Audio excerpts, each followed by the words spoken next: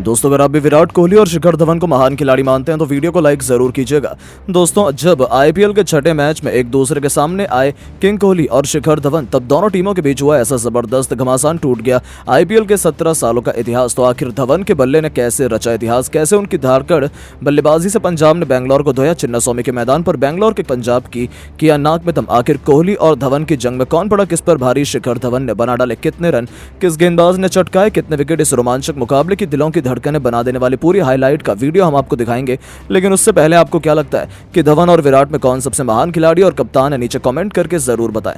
दोस्तों, आईपीएल का रोमांच अभी से अपने चरम पर चल रहा है। होली के शुभ मुहूर्त में आईपीएल के छठे मुकाबले के लिए आईपीएल इतिहास के दो सबसे बड़ी टीमें विराट कोहली की बैंगलोर और शिखर धवन की पंजाब किंग्स की टीमें आमने सामने थी।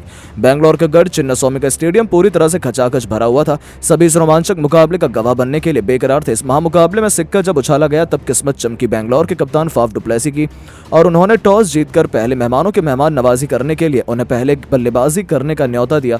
दोस्तों, पंजाब की तरफ से एक बार फिर से रनों का तूफानी बरसात करने के इरादे से कप्तान शिखर धवन के साथ जॉनी बेयरस्टो की खतरनाक जोड़ी मैदान में उतरी। इन दोनों के कंधों पर अपनी टीम को खतरनाक शुरुआत दिलाने की अहम जिम्मेदारी थी। दूसरी तरफ विराट की सेना की तरफ से उनके सबसे खतरनाक गेंदबाज मोहम्मद सिराज पहले ही ओवर में अपनी गेंदबाजी से आग उगलने के लिए आ गए। लेकिन दोस्तों, पहले गेंद पर उनका स्वागत शिखर धवन ने कवर क्षेत्र में एक खूबसूरत ड्राइव से चौका बटोरकर किया था, जिससे अंदाजा हो गया था कि शिखर धवन के बल्ले में धार लगनी शुरू हो चुकी है। हालांकि बावजूद उसके मोहम्मद सिराज ने तगड़ी वापसी की और पहले ओवर में केवल 7 रन बनने दिए। इसके बाद दूसरे ओवर में गेंदबाजी करने के लिए यश दयाल आया। ऐसा लगा था कि इस गेंदबाज के खिलाफ ये दोनों बल्लेबाज फायदा उठाना चाहेंगे, लेकिन दोस्तों, यश दयाल ने तो उम्मीद से भी बाहर अच्छी गेंदबाजी करते हुए अपनी कातिलाना गेंद से केवल 2 रन बनने दिए। 2 ओवर में पंजाब की टीम बड़ी मुश्किल से केवल 9 रन बना पाई थी। ऐसा लगा था कि पंजाब के दोनों बल्लेबाज मुश्किल में हैं, लेकिन यह केवल एक गलत फहमी थी। तीसरे ओवर में जैसे ही मोहम्मद सिराज आए, इस बार जॉनी बेयरस्टो ने अपने हाथ खोलकर इस खूंखार इंग्लिश बल्लेबाज के सिराज को आड़े हाथों लेते हुए एक के बाद एक 2 लगातार चौके मैदान में 2 कोनों पर जमकर मोहम्मद सिराज के पसीने छुड़ा दिए थे। अभी से चिन्नास्वामी में पिन ड्रॉप साइलेंस साफ तौर पर देखा जा सकता था। लेकिन दोस्तों, मोहम्मद सिराज भी कोई कमजोर खिलाड़ी नहीं है। ईंट का जवाब पत्थर से देना उन्हें बखूबी आता है, और अगली ही गेंद पर मोहम्मद सिराज ने ऐसा चमत्कार किया कि जॉनी बेयरस्टो उनकी जादुई गेंद के सामने घुटने टेक गए। विराट कोहली ने उनका एक ऐसा आसान सा कैच लपका और मोहम्मद सिराज ने बेयरस्टो को पवेलियन की राह दिखाकर अपनी टीम बैंगलोर को पहली सफलता दिला दी थी, जहां जॉनी बेयरस्टो केवल 6 गेंद पर 8 रन बनाकर पवेलियन को लौट गए। अब नंबर 3 के मैदान पर मोर्चा संभालने के लिए प्रभ सिमरन सिंह उतर चुके थे। आते ही इस खिलाड़ी ने बेहतरीन चौके से अपना खाता खोला था, लेकिन ये विकेट गिरने के बाद तो रनों की रफ्तार बिल्कुल धीमी हो चुकी थी। 4 ओवर में पंजाब मुश्किल से केवल 24 रन बना पाई थी। पंजाब की पारी कछुए की रफ्तार से आगे बढ़ रही थी, लेकिन दूसरी तरफ शिखर धवन तो जबरदस्त फॉर्म में नजर आ रहे थे। उन्होंने 5वें ओवर में अल्जरी जोसेफ के खिलाफ एक के बाद एक 2 चौके लगाए और रनों की रफ्तार में इजाफा करना शुरू कर दिया। शिखर धवन का बल्ला आज कमाल की फॉर्म में लग रहा था। आज उनके कंधों पर ही अपनी टीम को बड़े स्कोर तक पहुंचाने की जिम्मेदारी आन पड़ी थी। यहां तक कि प्रभ सिमरन सिंह भी उनका बखूबी साथ निभा रहे थे। पावर प्ले के आखिरी ओवर में उन्होंने यश दयाल को एक जबरदस्त चौका लगाया। गेंद और बल्ले से बीच में कांटे का मुकाबला हमें देखने को मिल रहा था। नहीं पंजाब के बल्लेबाज आसानी से रन बना पा रहे थे और ना ही ये दोनों खिलाड़ी गेंदबाजों को विकेट लेने में कोई भी मौका दे रहे थे। अभी से ये मुकाबला पूरी तरह से कांटे का हो चुका था। 6 ओवर में पावर प्ले में पंजाब की टीम केवल 40 रन बना पाई। दोनों बल्लेबाजों को अब यहां से अपनी पारी की रफ्तार में इजाफा करने की जरूरत थी और 7वां ही ओवर लेकर आए कैमरन ग्रीन को निशाना बनाते हुए एक तरफ सिमरन ने दिखा दिया कि वो यही करने तो आए हैं। कैमरन ग्रीन ने जैसे ही उनके पैरों पर गेंद फेंकी, उन्होंने अपने बल्ले से हुकअप शॉट की तरह एक ऐसा अतरंगी शॉट खेला जिसमें गेंद उनके बल्ले से लगने के बाद तो सीधा स्टेडियम के दूसरे स्टैंड में छक्के के लिए जा गिरी। अपने इस छक्के से उन्होंने बैंगलोर के खेमे में हड़कंप मचा दिया था। 7 ओवर में पंजाब में 50 रन बनाना शुरू किए तो फिर 8वें ओवर में शिखर धवन ने भी अपने बल्ले से दहाड़ लगानी शुरू कर दी।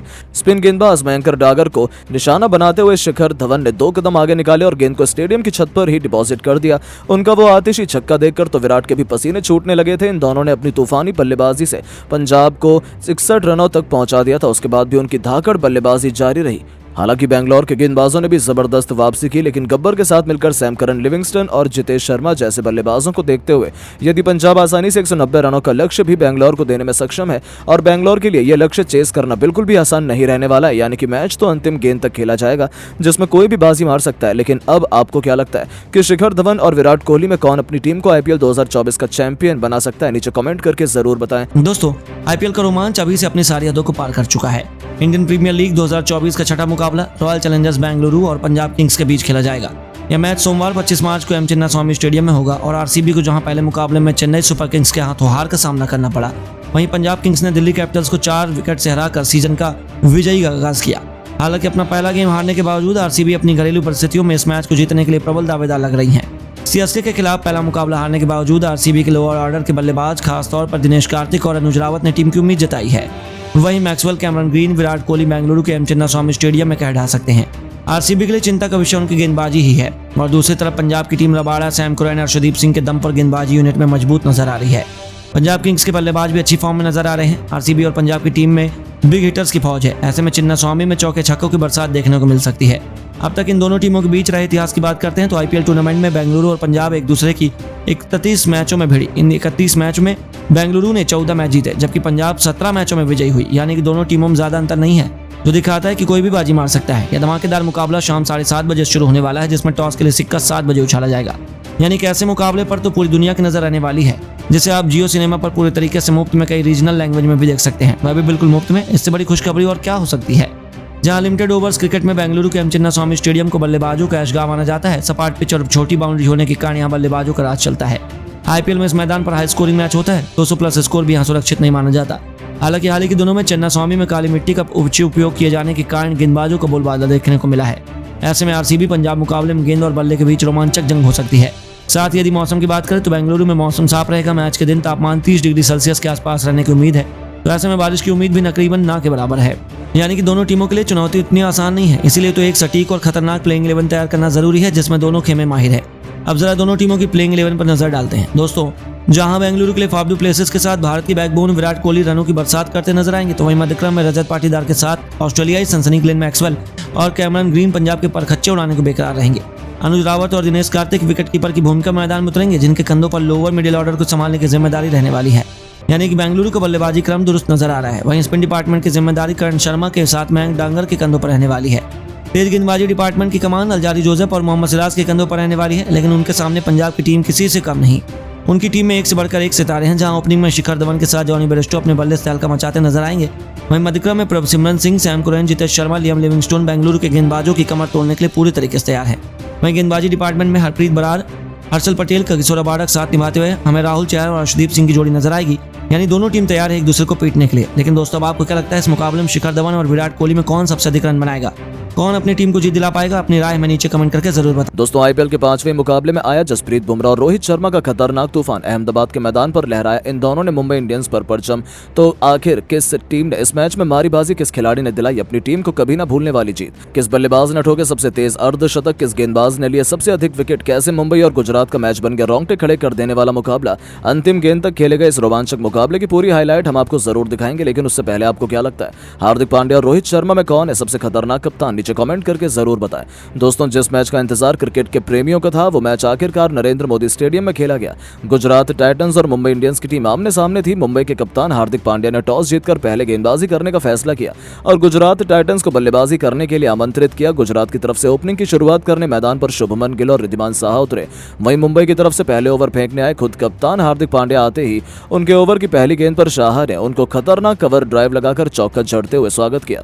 इसके बाद भी ये दोनों बल्लेबाज नहीं रुके और पहले ओवर से 11 रन बटोर लिए। ये दोनों खिलाड़ी ही आक्रामक अंदाज में बल्लेबाजी कर रहे थे, अपनी टीम के स्कोर को तेजी से आगे बढ़ा रहे थे। लेकिन तभी टीम के लिए चौथा ओवर फेंकने आए जसप्रीत बुमराह ने अपने ओवर की अंतिम गेंद पर रिद्धिमान साहा को पवेलियन का रास्ता दिखाकर मुंबई इंडियंस को पहला विकेट 31 रनों पर दिला दिया। लेकिन गिल मैदान पर टिके हुए थे। वो साई सुदर्शन के साथ टीम की पारी को संभाल रहे थे। इन दोनों ने मिलकर टीम को 50 रनों के पार पहुंचाया।